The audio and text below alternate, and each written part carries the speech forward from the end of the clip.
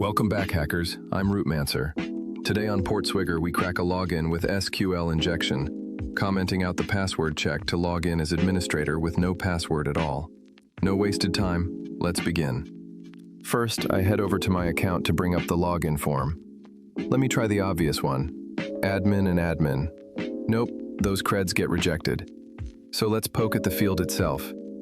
I drop a single quote into the username and submit. And there it is, internal server error. That quote broke the query's syntax, which means our input is landing straight inside the SQL.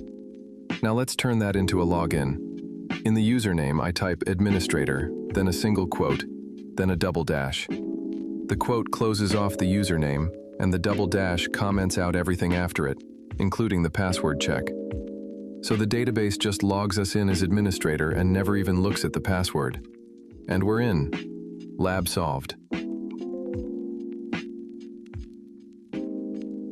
But there's a second way to crack this, and it's even less picky.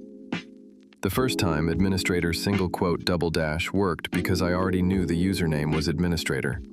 The quote closed the string, the double dash killed the password check, and the query handed back that exact user. This time I don't need a username at all. I just send single quote or 1 equals 1 double dash. That or 1 equals 1 is always true, so the query returns every user in the table, and the app logs me in as the very first row, the user with ID 1, which is the administrator. It doesn't matter what I typed in front of it. The password check is gone, and we're in as admin again. Lab solved. And that's the login bypass. Done. One comment kills the password check, and we're in as administrator. Like, subscribe, and tell me which lab is next. I'm Rootmancer. Stay sharp, and I'll see you in the next one.